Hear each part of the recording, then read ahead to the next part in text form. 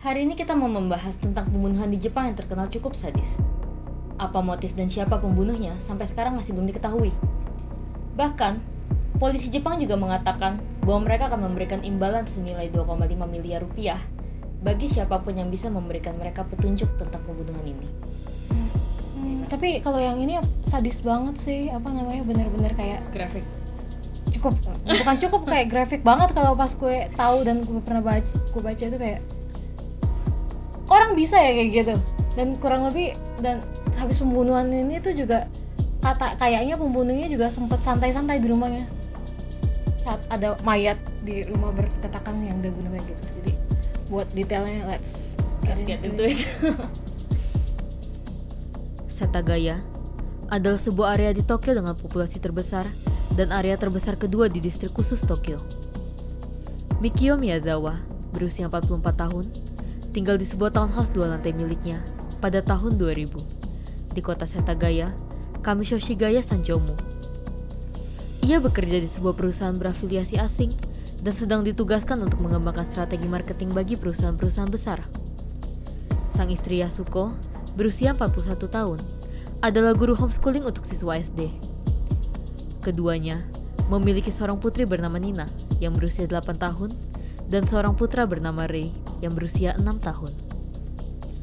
Tinggal di sebelah mereka adalah ibu dan kakak perempuan Yasuko. Kakak perempuannya menikah dengan orang asing dan kemudian pindah ke tempat lain. Yasuko kemudian mengubah lantai dasar rumah ibunya menjadi pusat pendidikan swasta. Sementara ruangan lainnya digunakan sebagai tempat kerja suami Yasuko. 2 unit rumah itu tampak terhubung dari luar, tetapi sebenarnya mereka adalah 2 unit yang terpisah. Keluarga Miyazawa telah tinggal di sini sejak Juni 1990. Kedua anak mereka lahir semenjak mereka tinggal di sini. Kehidupan Miyazawa hanyalah penuh dengan kebahagiaan sampai saat seluruh keluarga dibunuh secara brutal. Minggu, 31 Desember 2000 di Setagaya, Tokyo. Jam 10 pagi, ibu Yasuko merasa ada yang tidak beres. Karena Yasuko seharusnya mengirimkan kedua anaknya untuk dititipkan. Setengah jam kemudian sang ibu menelpon Yasuko sebanyak 2 kali, tetapi tidak kunjung diangkat. Sekarang, sang ibu memutuskan untuk pergi ke rumah Yasuko untuk menemuinya sendiri. Sekitar pukul 11 kurang 10, ia menekan bel rumah Yasuko, tetapi tidak ada yang menjawab. Pintunya terkunci, mobil keluarga diparkirkan di garasi. Jadi ia berpikir tentu keluarga tersebut ada di dalam rumah. Menggunakan kunci cadangan, ia membuka pintu dan lalu masuk. Rumah tersebut gelap, udaranya dipenuhi oleh bau yang tidak sedap. Sang ibu dengan cepat menyalakan lampu dan melihat seseorang terbaring di bawah tangga. Orang tersebut adalah menantunya Mikio yang ditemukan berlumuran darah. Terkejut dengan pemandangan sadis ini, sang ibu bergegas ke lantai 2 untuk mencari putrinya Yasuko yang ditemukan meninggal dan terbaring di lantai.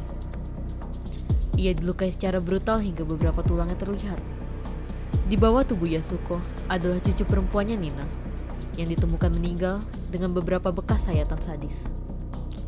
Ibu Yasuko yang panik dan ketakutan langsung bergegas turun ke lantai dasar dan menelpon polisi. gue sedih banget gak sih, kayak lo nemuin anak lo sama keluarga kayak gitu, Anak menantu cucu-cucunya. terus yang gue sedih, gue ngebayangin tuh anaknya lagi berusaha dilindungin kurang lebih, berarti kan kalau misalnya di bawahnya dia persis gitu, itu apa yang terjadi waktu Gue jadi ibunya si Yasuko udah gila, udah sinting. ya sebenarnya sih, kayak traumanya kayak apa. Traumanya kayak apa sebenarnya? Polisi segera tiba di TKP dan meluncurkan penyelidikan besar-besaran. Kejahatan itu sangat dianggap sadis dan amat sangat tidak manusiawi.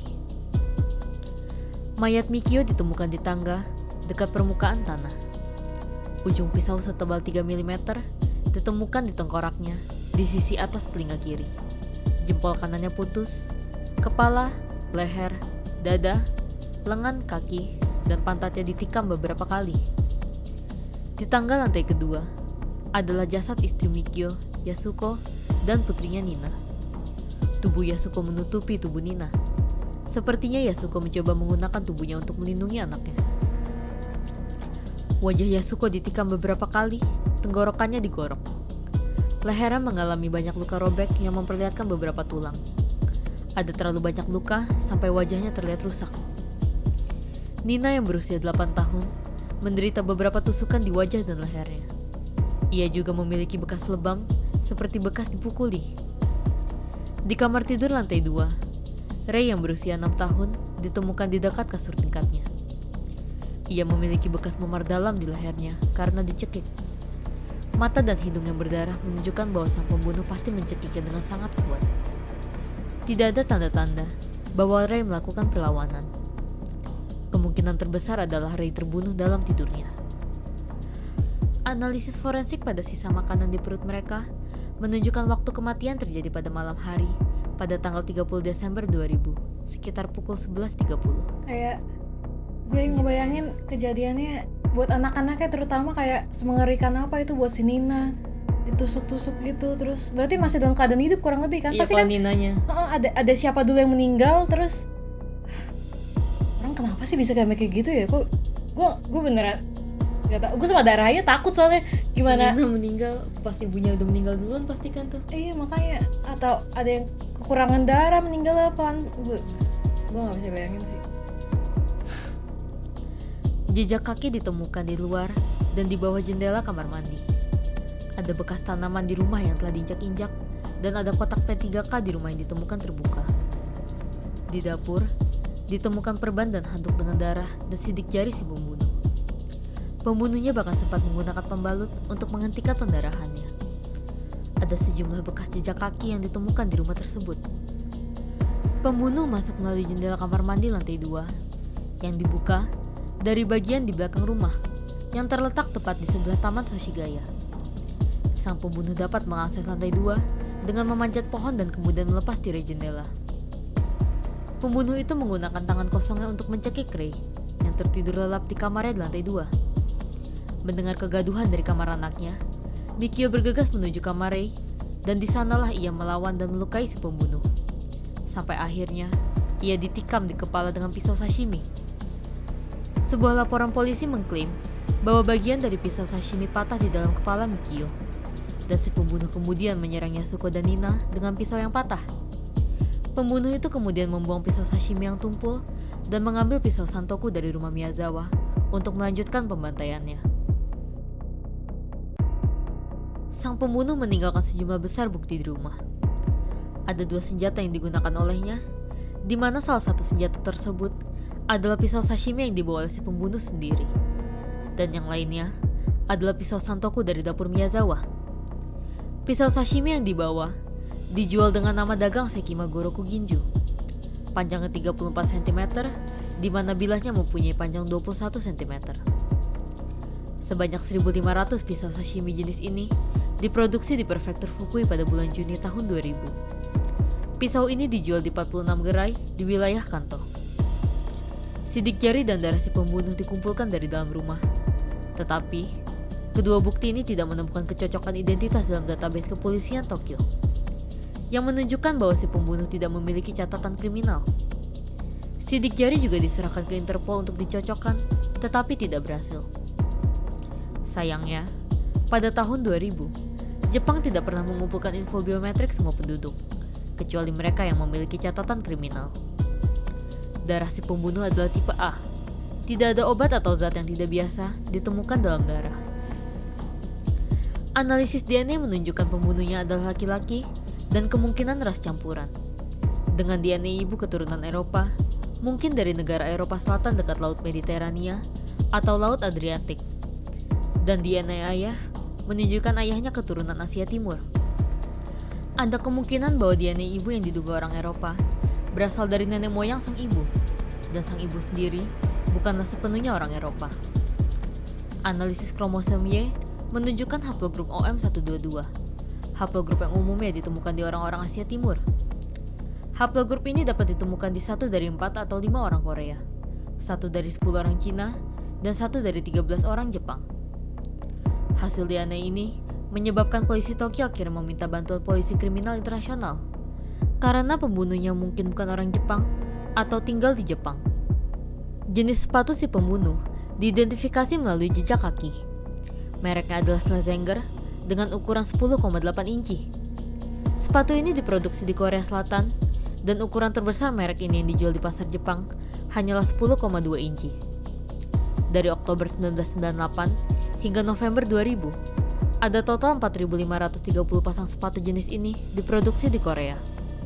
Selain sepatu, si pembunuh juga meninggalkan pakaian lain. Satu jaket Uniqlo. Dari Oktober 2000 hingga hari pembunuhan, ada total 82.000 jaket jenis ini, hitam, dan berukuran besar, terjual secara nasional. Satu topi berwarna abu-abu. Sebanyak 3.465 topi jenis ini dijual secara nasional antara Juli 1998 dan November tahun 2000. Satu shawl tanpa merek, satu kaos, sepasang sarung tangan, dan 2 buah sapu tangan hitam, salah satunya dipotong di tengah dengan lubang 3 cm. Yang lainnya adalah satu tas pinggang. Sebuah pabrik di Osaka memproduksi 2.850 tas jenis ini. Mereka dijual di wilayah Kanto dari September 1995 hingga Januari 1999. Sapu tangan dan tas pinggul memiliki wangi parfum yang diproduksi oleh Guy Laroche di Prancis. Unit toilet ini telah dijual di Jepang sejak sekitar tahun 1982. Pembunuhnya hanya mengambil uang tunai 200.000 yen atau 25 juta rupiah. Dompet dan kartu kredit Miyazawa ditinggalkan utuh. Pembunuhnya diyakini memiliki tinggi sekitar 170 cm dan bertubuh ramping. Ia diperkirakan lahir antara tahun 1965 dan 1985, yang artinya berusia 15 hingga 35 tahun pada saat melakukan kejahatan. Bekas luka pada keluarga Miyazawa menunjukkan bahwa si pembunuh kemungkinan tidak kidal. Jejak kaki menunjukkan si pembunuh tahu tentang gerakan taktis, yang artinya kemungkinan besar sang pembunuh memiliki latar belakang militer. Polisi telah menyimpulkan beberapa petunjuk spesifik identitas sang pembunuh, tetapi tidak dapat menemukan tersangka. Diduga, sang pembunuh tetap tinggal di dalam rumah Miyazawa selama 2-10 jam setelah pembunuhan. Ia sempat menggunakan komputer keluarga, mengkonsumsi teh barley, melon, dan es krim dalam lemari es mereka. Ia juga sempat menggunakan toilet mereka dan meninggalkan kotoran di dalamnya tanpa disiram. Sang pembunuh juga sempat mengobati luka-lukanya, dan bahkan ia juga sempat tidur di sofa di ruang tamu lantai 2. Sakit gak sih kayak gitu? Kalau dia memang udah gak waras aja kalau kata gue orangnya bukan. Dia kayak psikopat gak sih kayak gitu tuh, kayak lo ada mayat orang habis lo bunuh, lo masih sempat-sempatnya kayak makan es krim, terus tidur. Itu kan mayat di mana-mana, bukannya pasti kan ada baunya juga kan? Sumpah, iya. Analisis komputer Mikio Miyazawa mengungkapkan bahwa komputer itu terhubung ke internet setelah pembunuhan pada pukul 1.18 dini hari dan lagi pada sekitar pukul 10 pagi, sekitar waktu Ibu Yasuko memasuki rumah dan menemukan pembunuhan tersebut. Pihak berwenang percaya si pembunuh hanya tinggal di rumah itu sampai setidaknya pukul 1.18 pagi, dan aktivitas komputer pada 10 pagi bisa saja dipicu secara tidak sengaja oleh Ibu Yasuko saat ia berada di TKP. Karena itu, polisi belum bisa memastikan waktu pasti si pembunuh meninggalkan rumah. Saat berada di rumah, si pembunuh juga mengobrak-abrik lemari dan laci. Tidak bisa dipastikan apakah si pembunuh sedang mencari barang tertentu atau hanya ingin menciptakan ilusi perampokan sebagai motivasi pembunuhan. Ibu Yasuko mengatakan ia melihat sebuah mobil tak dikenal diparkir di luar rumah mereka pada tanggal 25 Desember. 27 Desember pagi, ia melihat seorang pria mencurigakan berkeliaran di luar rumah mereka. Pada tanggal 30 Desember siang, hari mereka dibunuh, seseorang melihat Mikio bertengkar dengan seorang pria di luar rumah. Pada hari yang sama, sekitar pukul 3 sore, seorang ibu rumah tangga melihat seorang pria berpakaian olahraga di stasiun kereta sekitar 1,5 km dari rumah Miyazawa.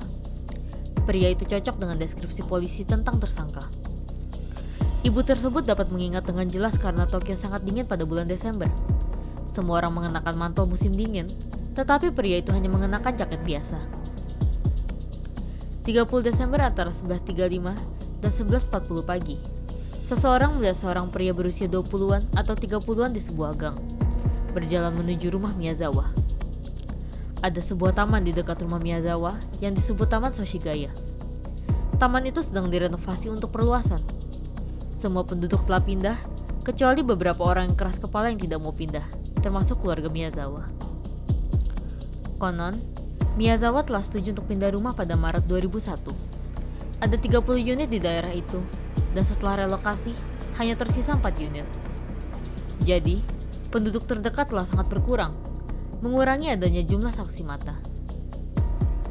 Ada sebuah taman skating di sekitarnya. Pengunjung tempat skating itu dikatakan berisik dan sempat membuat Miyazawa kesal. Seseorang mengatakan ia sempat melihat Mikio bertengkar dengan pelanggan tetap di sana. Rei menderita kekurangan dan belum bisa berbicara dengan lancar. Mikio dan Yasuko sering terlihat menghadiri acara keagamaan dan amal. Mereka aktif bergaul dengan beberapa lembaga keagamaan. Ada teori bahwa sapu tangan dengan lubang di bukti sapu tangan yang ditinggalkan pelaku dimaksudkan untuk ritual keagamaan. Pada tahun 2002, seorang penulis Jepang Fumio Ichihashi menerbitkan sebuah buku dengan judul Kasus Pembunuhan Keluarga Setagaya. Dalam buku tersebut, ia merinci penyelidikan dan spekulasinya tentang hubungan antara Miyazawa dan organisasi keagamaan Korea. Di tahun 2005, setelah bekerja sama dengan polisi Korea, spekulasi tersebut tidak dapat dibuktikan karena tidak cukup bukti. Teori lainnya adalah bahwa si pembunuh mengatur pembunuhan ini dengan sedemikian rupa sehingga jejak yang tertinggal akan menyesatkan seluruh proses penyelidikan, mengingat bahwa sang pelaku memiliki cukup waktu untuk membuat bukti palsu.